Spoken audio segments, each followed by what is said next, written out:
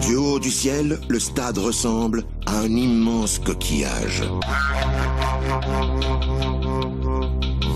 Et dans l'est de la ville, la silhouette du stade sert à la fois de symbole et de point de repère.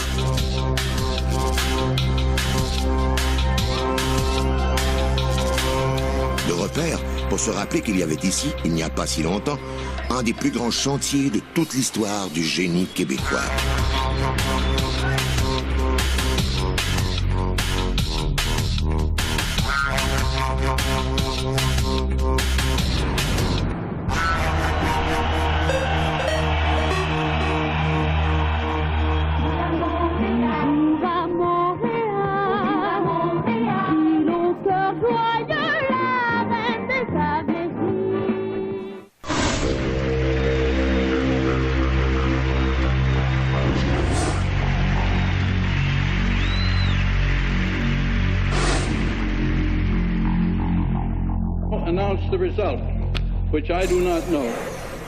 Quand le 12 mai 1970, Montréal se voit accorder la tenue des Jeux olympiques de 1976, c'est l'euphorie. For Montreal, 41 votes. Moscow, 28. Enfin, c'était l'hystérie collective. Et déjà, le maire Jean Drapeau a une idée derrière la tête. Promettre aux Montréalais des Jeux modestes. Et en même temps, offrir aux restants de la planète des Olympiades modernes et grandioses. 10 ans donc après Expo 67, Montréal et Jean Drapeau sont enfin prêts à recevoir le monde. Et à les recevoir en grand.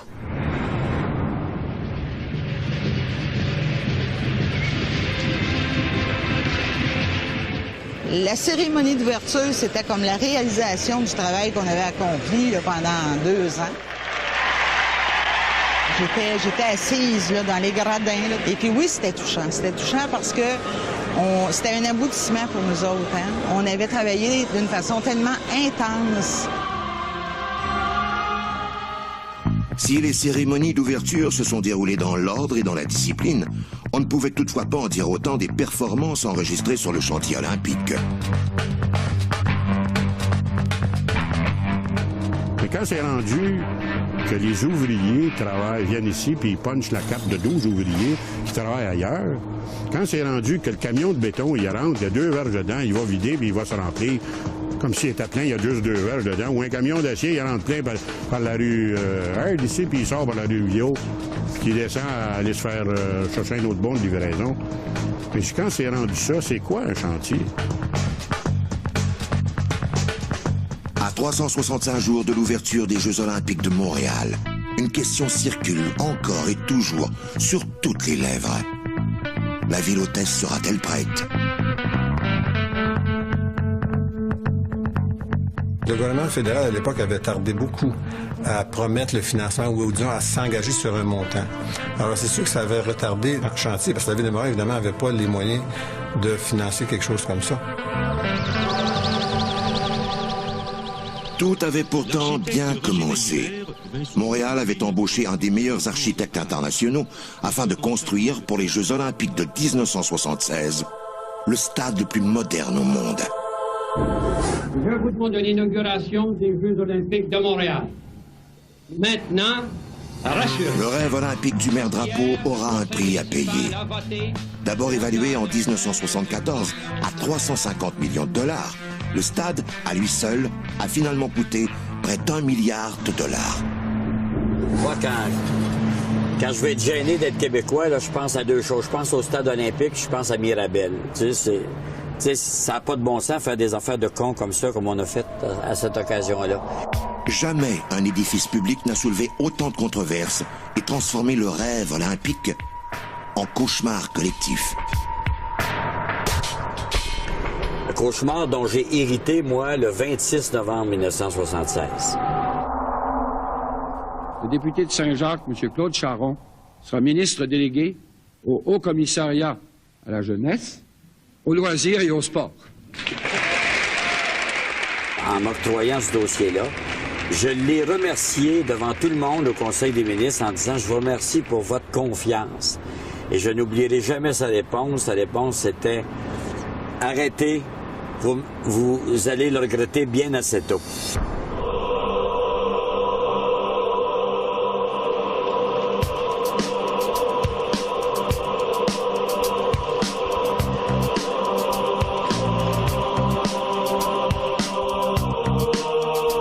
1976, avec une note parfaite de 10, la jeune gymnaste roumaine Nadia Comaneci réalise une première dans l'histoire des Jeux Olympiques.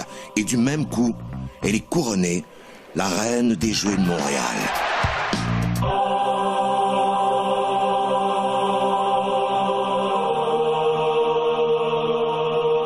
Bon, moi, j'étais au service à la clientèle, service aux spectateurs.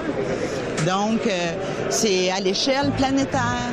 Parce que les Jeux olympiques, c'était gros, hein? C'était 332 événements en 2 semaines sur 32 sites différents. Mais tout le monde se souvient aussi que les Jeux olympiques de 1976 ont eu lieu dans un stade inachevé.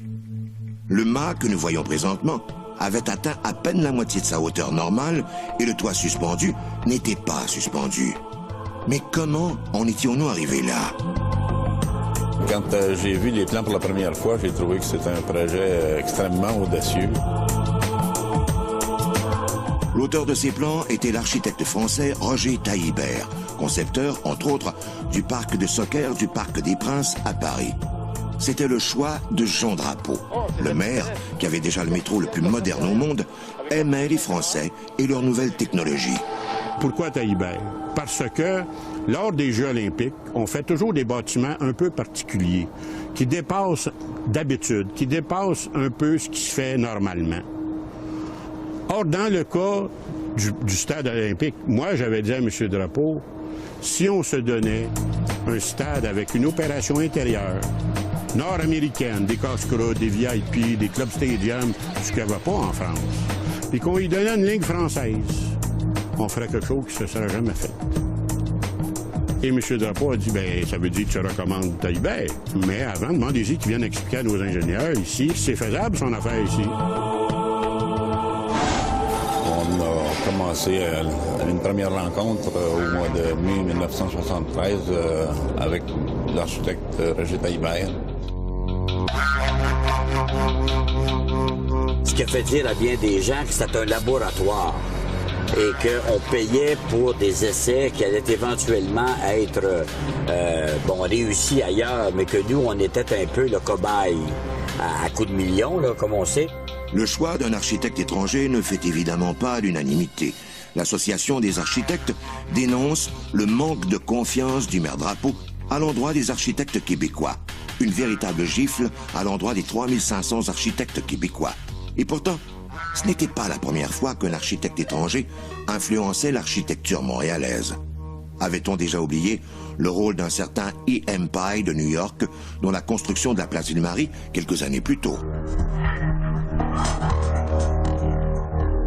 C'est certain que quand on a un beau projet de même, des architectes du Québec qui regardaient ça, hey, on ne sera même pas là-dedans. C'est un maudit français encore.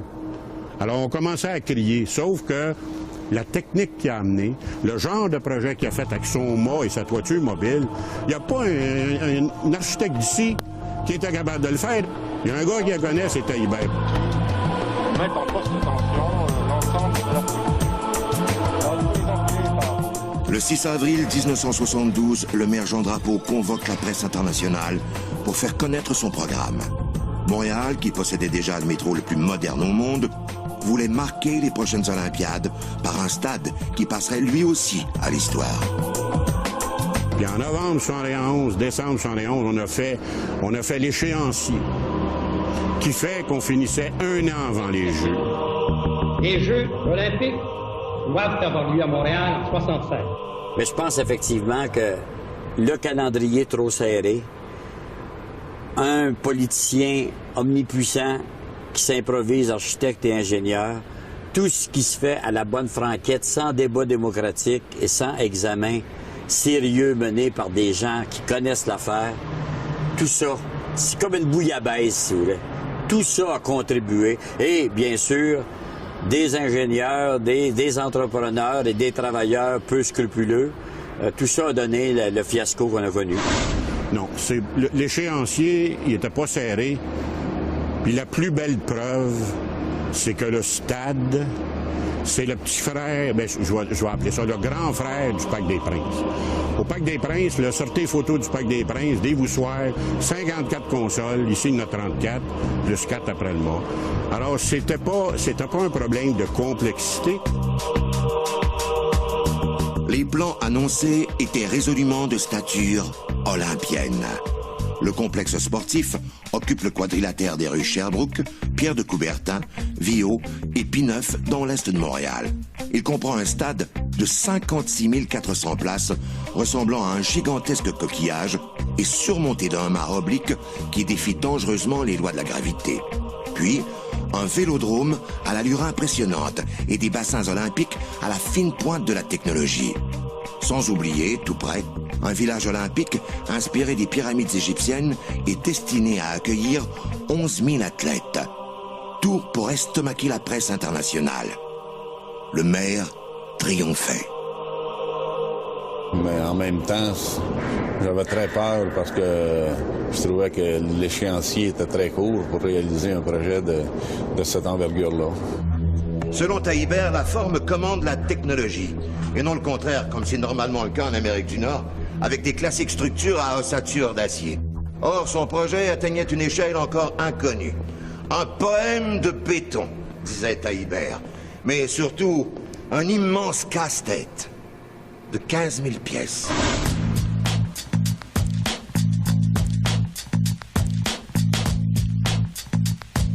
Écoutez bien, là, c'est un complexe, un gros massif de béton où on lui a donné des lignes architecturales fantastiques.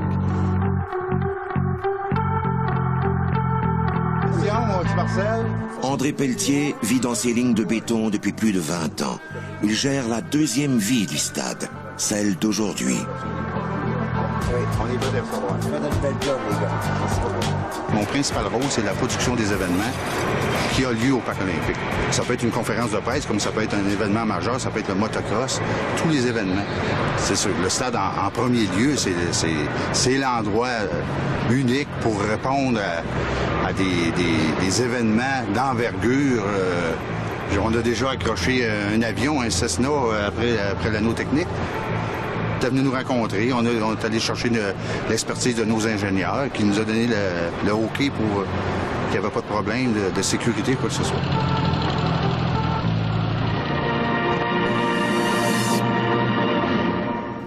Cet hymne olympique international officiel, nous l'entendrons de nouveau dans un peu plus de 3 ans, ici même, à l'occasion de l'inauguration des Jeux olympiques de Montréal. Mais nous sommes réunis ce matin pour participer à la pose d'un geste qui sera répété au cours des 3 prochaines années d'innombrables fois. La naissance du stade est, dès le départ, laborieuse. Pour faire place au Parc olympique, on doit excaver plus de 2 millions de mètres cubes d'argile et de calcaire sur un vaste terrain vague adjacent au Parc Maisonneuve, dans l'est de la ville. Alors, on a dit, il faut commencer, puis on devrait tout creuser d'un coup. Parce qu'il faut bien faire attention. Le Parc olympique, c'est un trapèze qui a 2200 pieds de long, qui a 1600 pieds à Viault, puis à peu près 700-800 pieds à Pineuf. Mais la rue Boyce, dans le temps, qui est Pierre de Coubertin, elle était 60 pieds plus bas que la rue Sherbrooke. Donc, il fallait faire une paroi moulée, faire des ancrages pour la tenir, parce qu'ici, c'est un terrain qui était glaiseux. Non seulement le terrain est glaiseux, mais le sous-sol cause des surprises. Il est instable. La roche de fondation menace même de s'effriter. La découverte du sol fissuré oblige à revoir toutes les études sismiques. Déjà des frais supplémentaires au projet. Les plans de l'architecte n'arrivent toujours pas. Alors qu'on prépare le terrain pour recevoir les fondations du stade, on commence le vélodrome en prévision des championnats du monde de cyclisme qui se tiennent avant les Olympiques. Le temps presse. Avec sa coque 2 fois plus volumineuse que la Statue de la Liberté et qui s'inspire d'un casque géant de cycliste, le vélodrome demeure un exploit technique sans précédent. Bon, c'est la première fois que ça arrivait en Amérique du Nord. Il fallait faire une calotte. Et quand on a commencé par ça, c'était l'élément le pire, le plus compliqué Les plans de Taillibert ne laissent aucune alternative. Il faut construire l'édifice, mais en commençant par le haut. Pour y arriver, il faudra donc jouer d'audace. 2 ans avant la tenue des Jeux Olympiques, le chantier du stade ressemble toujours à un immense trou autour duquel s'empilent et s'empilent des tonnes de matériaux hétéroclites. Autrement dit, le premier contrat, c'était un contrat d'excavation qu'on excavait tout le site en 1973. Et ceux qui passaient sur la rue Sherbrooke vont se rappeler, là, passaient sur la rue Sherbrooke devant un trou qui était toujours un trou qui restait un trou. Parce que ça a été des mois, un trou. Pourquoi? Parce que dans l'histoire du stade, l'ingénieur de structure qui faisait les plans a fait des mauvais plans, si bien qu'en 1975, on est obligé d'aller chercher 2 bureaux français pour qu'ils viennent faire les plans pour qu'on commence à monter les consoles.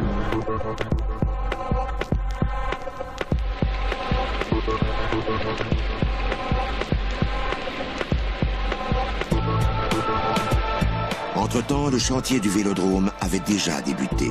Et ce n'était pas nécessairement la partie la plus facile à réaliser. Loin de là. On ne pouvait pas travailler en dessous parce qu'on met des échafaudages pour supporter les pièces. Alors, ça veut dire qu'on commence par le toit puis on descend vers le bas. C'est la première fois que ça arrivait en Amérique du Nord. L'aspect spectaculaire et innovateur du Vélodrome provient de la structure qui est composée d'un toit hémisphérique très aplati, reposant uniquement sur 4 points. Seule l'utilisation du béton précontraint peut venir à bout d'un tel tour de force technique. Élever une coque de 172 mètres sans point d'appui intermédiaire, voilà un exploit hors du commun, encore jamais réalisé.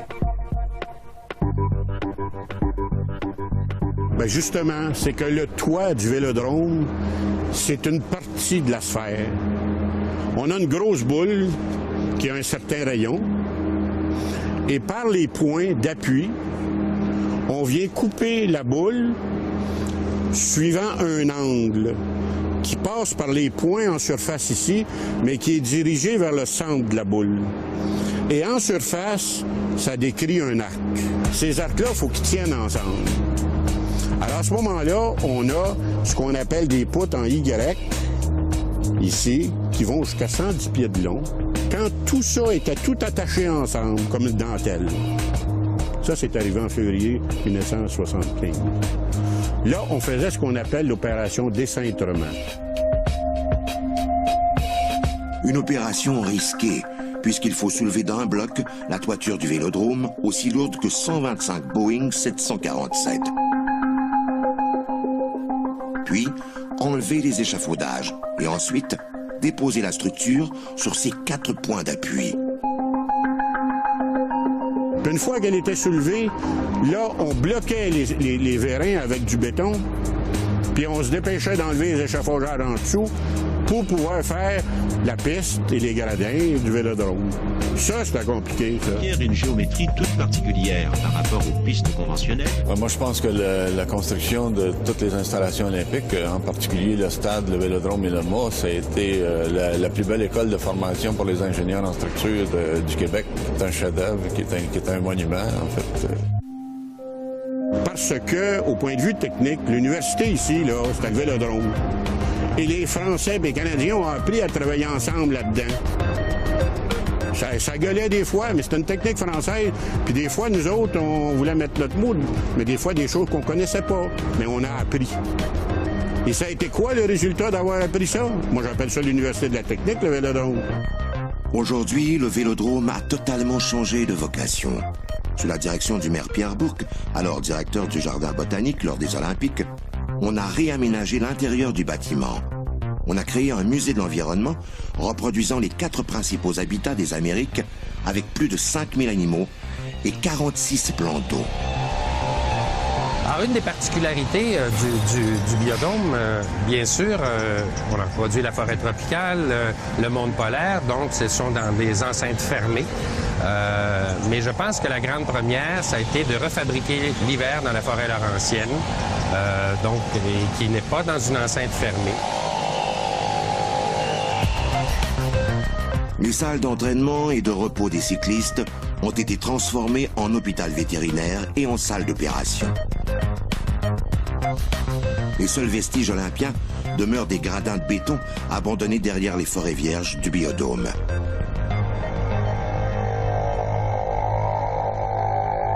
Même si le Vélodrome exige une prouesse technique inégalée, tous les yeux du Québec sont rivés vers le chantier du stade. On se demande bien ce qui va surgir de cet immense trou. Et ce n'est qu'en août 1974 que les premiers piliers, coulés sur place, commencent à émerger du sol. Et les Jeux, qui doivent avoir lieu dans 2 ans, serons-nous prêts?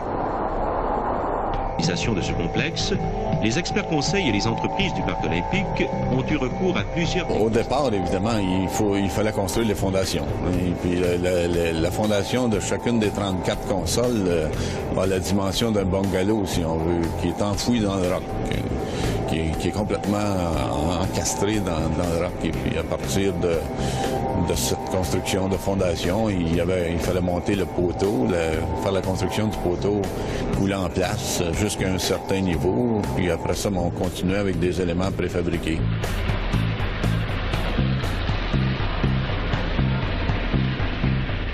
Le stade olympique est la vedette sans contredit du chantier olympique. Avec plus de 12 000 éléments de béton préfabriqués, dont certains pèsent jusqu'à 150 tonnes, le stade olympique repose sur une technique de construction connue. Des consoles qui supportent un toit et des gradins. Le problème, c'est sa forme irrégulière. Son enceinte est de forme elliptique. Les pièces ont donc des formes particulières et sont rattachées les unes aux autres par des câbles de tension et assemblées un peu comme des pièces d'un mécano géant.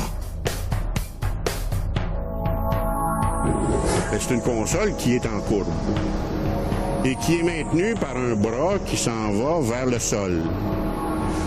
La console en haut, elle mesure 325 pieds à partir de sa partie arrière jusqu'à l'anneau technique. En plus, le stade est surmonté d'une tour penchée de 15 étages en forme de triangle isocèle. Il fallait donc façonner, ajuster et souder ces pièces les unes aux autres, quasi comme une opération chirurgicale. Évidemment, il y avait la conception qui devait être suffisamment détaillée pour que les entrepreneurs puissent arriver à réaliser cette construction-là. Mais il y avait aussi toute l'ingénierie de la construction. C'est un projet tellement complexe qu'il n'y avait aucune usine de fabrication de ces éléments-là. Dès le départ de réaliser... La solution, l'usine qui coulera la plupart des pièces du stade, ne sera pas située sur le chantier, mais plutôt à une quarantaine de kilomètres de Montréal, à Saint-Eustache. La petite entreprise, Choc Béton, est alors l'une des rares entreprises au Québec à maîtriser la technique de fabrication du béton précontraint. Pour accommoder les dimensions disproportionnées des pièces du stade, on refait même une partie de l'usine sur mesure. On a construit cette usine-là en novembre, décembre et janvier. C'est exactement la même usine. Elle n'a pas été changée, elle n'a pas été modifiée. La seule chose qui a été rajoutée, ce sont les tables qui sont là, qui n'existaient pas. Parce qu'à l'époque, on avait une grande fosse de 404 pieds de long où les pièces elles-mêmes étaient coulées en verticale. Et les pièces puissent matcher ensemble. On les a coulées les unes par-dessus les autres. C'est ici que toutes les pièces maîtresses du stade sont préfabriquées, dont les fameux voussoirs. Ces blocs de béton qui, attachés les uns aux autres, formeront les imposantes consoles, la cage thoracique du stade.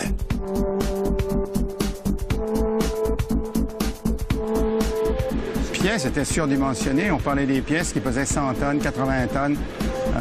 De 60 à... Chaque pièce avait un minimum de 60 tonnes. Donc, c'était des très grosses pièces. On était sûr, en fin de compte, que le coffrage, l'une par-dessus l'autre, était parfait. Puisqu'en fin de compte, ils étaient coulés comme ça. Donc, sur le chantier, et ils ont fité parfaitement. À la cadence démente de 12 pièces par jour, Choc Béton fabrique les 1600 pièces commandées en moins de 6 mois. Le transport de ces morceaux de casse-tête géants de Saint-Eustache à Montréal commande également une manœuvre particulière.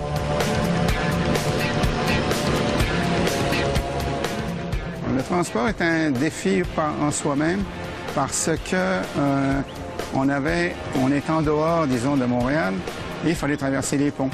Et il y avait juste un pont, en fin de compte, pour les grosses pièces. Il y avait juste un pont qui était capable, disons, de prendre le poids, disons, d'une seule pièce, c'est-à-dire de 100 tonnes. C'était le pont Pineuf. À condition de bloquer les extrémités, que les voitures ne passent pas, il y avait juste le camion qui passait.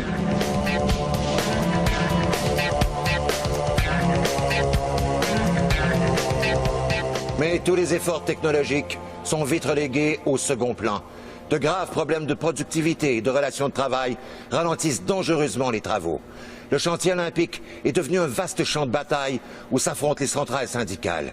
Les craintes du gouvernement sont-elles exagérées? Ah, réel et fondé. Parce que moi, j'étais membre de la commission parlementaire de la RIO. Je suis venu ici, sur ce terrain, je devrais dire, le 9 janvier 1976. Donc, on était exactement à 6 mois et 8 jours des Jeux. Vous voyez, les consoles ici, c'est tout ce qui existait. Le béton qui rejoint les consoles n'était même pas coulé. Les travailleurs protestaient alors contre les heures supplémentaires et la surcharge de travail attribuable au stade. Mais on n'était pas capable de contrôler l'ouvrier qui voyait un morceau de bois à terre et qui disait « Moi, je suis un électricien, c'est pas à moi à ramasser ça là. Allez chercher un journalier, là. Puis même pas un menuisier, ça prend un journalier. Fait que tant que le morceau de bois est là, il n'y a pas un camion qui passe parce qu'il est là dans la rue. Il n'y a pas un chat qui le ramasse. 8 mois sur 14. Le gouvernement décide alors de prendre les grands moyens. Il faut sauver les Jeux, à tout prix. Déjà retardé en raison de la complexité des plans, le chantier olympique n'est plus qu'une arène pour les revendications syndicales et les manifestations ouvrières. En mai 1975, les ouvriers d'Ébraye. On les a invités à quitter le travail ce matin à 8h30. Qu'advient-il du village olympique côté échéancier? Eh bien, selon un porte-parole des Terrasses Arolégan Incorporées, on peut se permettre un débrayage jusqu'à lundi prochain. Et ce n'est que 6 mois plus tard qu'ils reviennent au travail. L'échéancier accuse un autre retard. Le gouvernement n'a donc plus le choix. Il doit intervenir.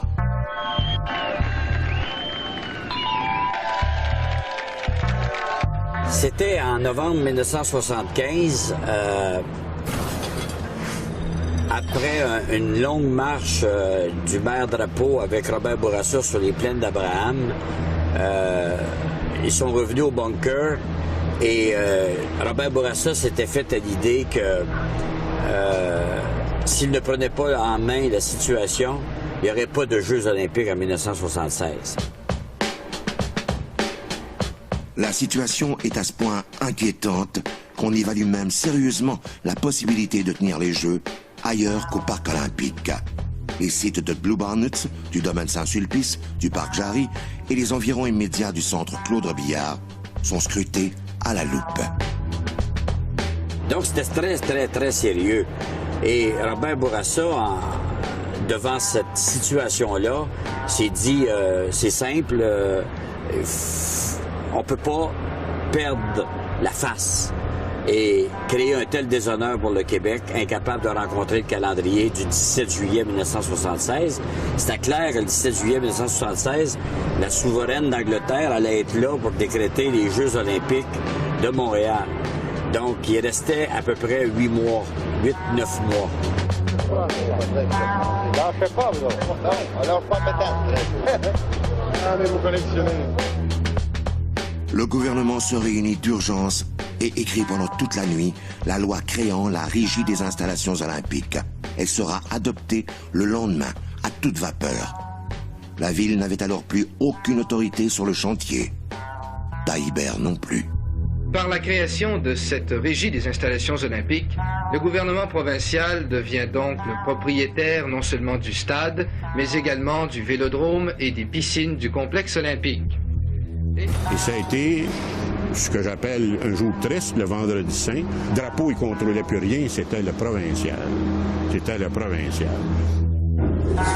On est obligé de débattre de la loi en quelques heures seulement et la Régie des installations olympiques est créée, prend le contrôle du stade avec le mandat de tout faire, y compris barre ouvert à la facture, pour que les Jeux aient lieu le 17 juillet 1976. Immédiatement, les membres de la RIO prennent des mesures draconiennes. dont celle de ne pas terminer le mât du stade olympique et de se concentrer sur les installations essentielles au jeu, comme par exemple les bassins qui se trouvent en dessous. Et là aussi, la technologie causera sa part de maux de tête aux ingénieurs.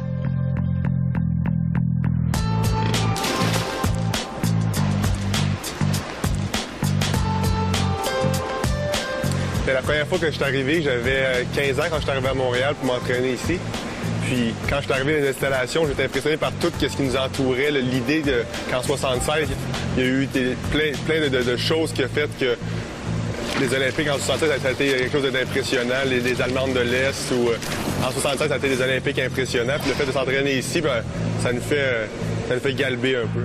Les bassins olympiques conçus par la firme Lavalin sont dotés d'un système unique au monde qui permet de hausser ou d'abaisser la hauteur du plancher par injection d'air ou d'eau dans un réseau de tubes.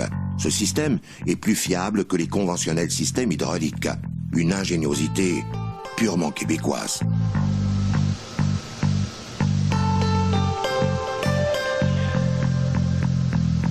On est choyés d'avoir les Olympiques étaient en 76, puis on peut encore utiliser les mêmes installations, les mêmes possibilités qu'eux avaient il y a 30 ans.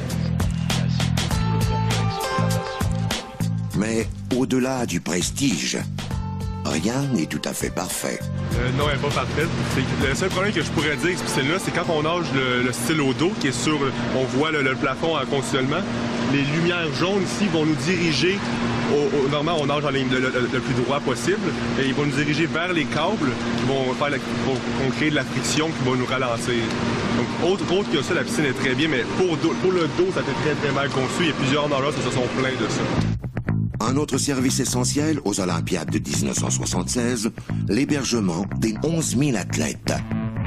Le village olympique est aujourd'hui un complexe résidentiel de près de 1000 appartements, un monument remarquable dans le paysage montréalais. Ce bâtiment correspondait à l'allure qu'avait demandé le maire pour l'ensemble des Jeux, une allure solide, prestigieuse, et ça répondait très bien à ses désirs, et il a mordu dans le projet amplement. Le choix de l'architecture tient compte non seulement de l'esthétisme des bâtiments, mais aussi et surtout de la sécurité des athlètes. On avait encore à la mémoire le drame de Munich, qui avait causé la mort de 11 athlètes israéliens par un commando palestinien. Et on a dû faire un bâtiment qui soit facilement contrôlable, tant du point de vue de l'armée, de la police et de la sécurité en général, et aussi pouvoir faire un périphérique de sentinelles qui circulait autour du village sans que personne ne les voie. Nous sommes dans un poste de vigie, en fait. Il y en a comme ça à tous les étages qui surveillent les coursives qu'on peut voir le long des immeubles. Et tout ça, c'était gardé constamment. La sécurité était devenue une obsession, tant et si bien que les pyramides du village prendront vite l'allure de véritables bunkers comprenant des systèmes sophistiqués d'intervention en cas de problème. Le câblage téléphonique, par exemple, aurait ainsi pu servir pour neutraliser d'éventuels terroristes. Il y avait même des systèmes qui permettaient, parce qu'on devait faire du téléphone après les Jeux, des tubes de téléphone qui ont été utilisés pour préparer des gaz, éventuellement. S'il y avait quelque chose, une calamité dans un logement, on pouvait émettre des gaz et tranquilliser tout le monde. Il n'en restait pas moins que l'échéancier des travaux était suicidaire. L'architecte dispose à peine de 14 mois pour concevoir les plans et les faire exécuter. Il veut réussir. On développe alors une technique de construction en coffrage totalement innovatrice. Vous prenez une douzaine de boîtes de souliers, vous les mettez l'une à côté de l'autre, et vous coulez là-dessus du béton. Et ça rentre entre les boîtes et ça couvre les boîtes. Et une fois que c'est pris, au bout de 7 jours, on retire les boîtes, on les repose par-dessus. Et on continue. Oui, on a vu ça construire. Ça nous intéressait beaucoup. Il n'y avait pas une semaine qui passait pas sans que je passe sur la rue Sherbrooke pour voir comment avançait la construction. Puis on en entendait parler beaucoup dans les journaux locaux aussi. Là. Puis ça me fascinait beaucoup. Je trouvais que c'était une architecture extraordinaire.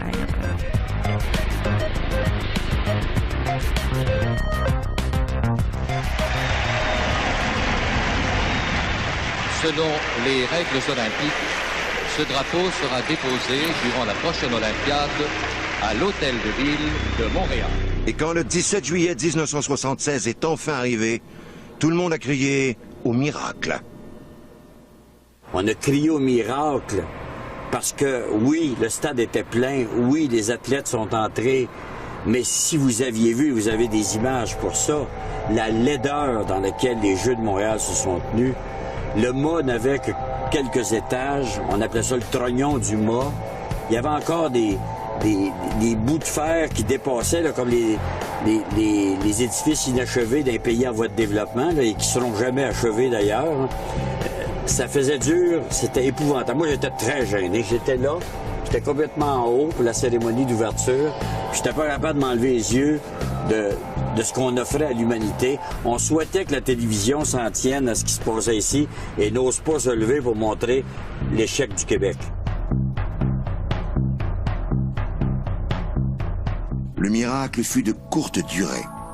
Les Jeux terminés, les athlètes repartis dans leurs pays respectifs, il fallait décider ce qu'on allait faire des installations olympiques, mais surtout d'un stade disproportionné et amputé d'un mât et toujours sans toit. C'est à ce moment qu'est née la théorie du pot de géranium. C'était la théorie de Jacques Parizeau. Parizeau était ministre des Finances et président du Conseil du Trésor. Et il a dit, on laisse ça comme ça. Le trognon du mât, on va mettre 4 pots de géranium sur les 4 coins, puis ça vient de s'éteindre. Moi, j'étais pas capable de me résigner à ça. La décision devenait donc évidente. Il fallait terminer le stade selon les plans prévus. Mais en réactivant le chantier, les ingénieurs québécois découvriront des surprises de taille qui n'apparaissaient sur aucun plan et qui auraient pu avoir des conséquences catastrophiques. La décision de la Régie des installations olympiques de ne pas compléter le mât du stade était avant tout une décision pressée par l'urgence. Or, en prenant cette initiative, la RIO a aussi, sans le savoir, contribué à éviter une horrible tragédie. On a entrepris la construction, je pense, en 1979. Il s'agissait d'ajouter des étages au mât. Dans la semaine du 20 mai 1980, si vous avez quelques notions d'histoire, il s'est passé quelque chose au Québec le 20 mai 1980. Il y a eu un référendum. Et c'est dans cette semaine-là que le président de la Régie des installations olympiques a voulu me rencontrer d'urgence pour me faire part d'une très mauvaise nouvelle. Le mât du stade olympique ne pouvait plus être complété selon les plans prévus par Taillibert. Et la raison en était fort simple et capitale. C'est que plus on ajoutait des étages sur le mât, la construction avait repris, là, plus on remarquait que les pattes, celles qui avaient été construites avant 1976, avaient tendance, comme dirait ma mère, à s'éjarrer. Ce qui ici aurait voulu dire que si vous construisez et que la base est pas assez solide, c'est tout ça, parce que tout est rattaché par l'anneau technique, c'est tout ça qui se serait écroulé. La décision ne se fait pas attendre. J'avais besoin de ça dans la semaine du 20 mai 80 comme d'un gigantesque mal de dents. T'sais. Alors j'ai simplement dit qu'il fallait arrêter les travaux tout de suite et il fallait que j'aille annoncer ça au premier ministre. Le mât du stade est la plus haute tour penchée du monde. Il est incliné de 30 degrés, 6 fois plus que la tour de Pise. Il y a donc, à la base, des pressions énormes. Les ingénieurs retournent donc à leur table à dessin pour revenir avec une solution toute simple. L'acier. Nous, on croyait beaucoup à cette solution-là parce que ça allégeait beaucoup le poids. Mais il y avait beaucoup de résistance parce que n'oubliez pas qu'à l'époque de Taillibert, à l'époque des Jeux, c'était béton, béton, béton.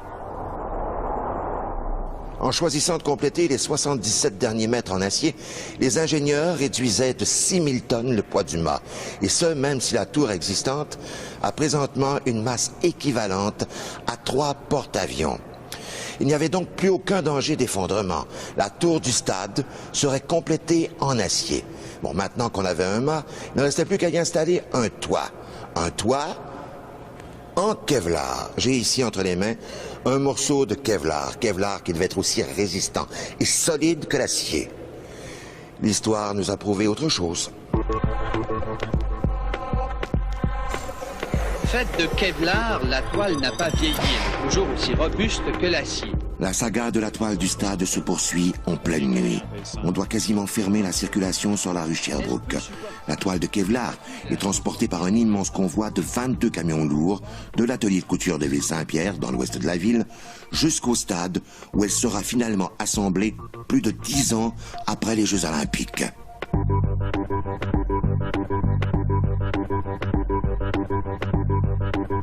Parce que quand je dis que ce stade est maudit, c'est que la maudite toile qui devait être rétractable n'a jamais été levée une seule fois.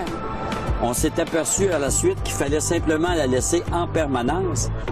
On l'a levé 75 fois, ça fonctionnait très très bien. Il n'y avait pas de problème pour ce qui est du levage ou de la pose de la toile. Ça prenait 2 minutes ou quelque chose comme ça. Mais ce qu'on s'est rendu compte, c'est qu'en la levant, il y avait beaucoup de frottement. Ça usait beaucoup la toile. Il y a eu une erreur à la base, à l'étape de planification initiale du stade. On n'a pas reconnu les charges de neige du code de construction. Alors, on a diminué les charges de neige. Même les ingénieurs du Québec étaient contre ces hypothèses-là. C'était évidemment l'architecte qui avait imposé ces charges de neige à lui. Ce sont des vents violents de cet après-midi qui sont la cause de cette déchirure. Et la toile ne tient pas le coup et déchire à au moins 4 reprises. Le stade est fermé. En 1998, la toile est remplacée par une structure fixe, une toile en fibre de verre recouverte de téflon. Le toit cède encore et doit être remplacé. Une saga interminable. Une question toutefois demeure. Le stade, le Vélodrome, tout le complexe olympique est-il aujourd'hui un monument qui passera à l'histoire pour les bonnes raisons? Maintenant, je pense qu'on devrait se tourner vers l'avenir et puis regarder le stade comme un chef-d'œuvre d'architecture. C'est une marque, c'est la marque de la ville de Montréal. Du côté de la technique, j'en reviens pas. J'en reviens pas. Il y a des Chinois qui viennent, des gens viennent de partout pour voir ça.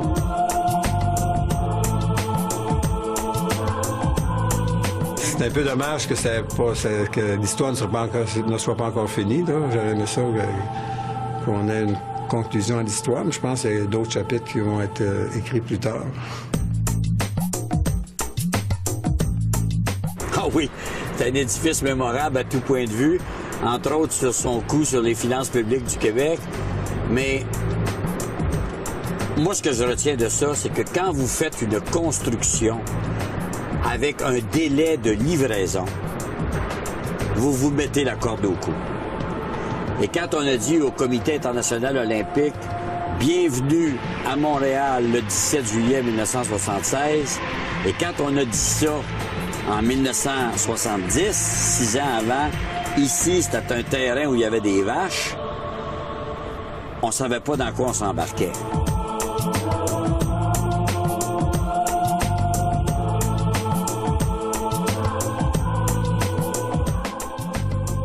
On pleurait tout le monde. C'était fini. C'était fini.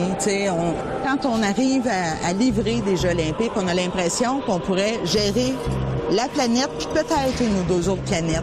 C'est tellement gros, et on fait... c'est tellement gros. On dirait qu'on connaît plus nos limites. Pour les Jeux olympiques de Montréal, Taillibert avait imaginé une œuvre originale et audacieuse, mais éminemment difficile à réaliser. Le chantier olympique était en quelque sorte un vaste laboratoire. Il a fallu apprendre sur le chantier, comme on dit, faire vite et bien, car le monde regardait, le monde attendait. Malgré les controverses qui soufflaient en permanence sur le chantier, les ingénieurs ont développé des techniques nouvelles et acquis des connaissances qui consacrent encore aujourd'hui le complexe olympique comme un puissant symbole, un monument à l'ingéniosité et à la prouesse technique. Et si c'était finalement ce que l'on devait retenir de tout ça?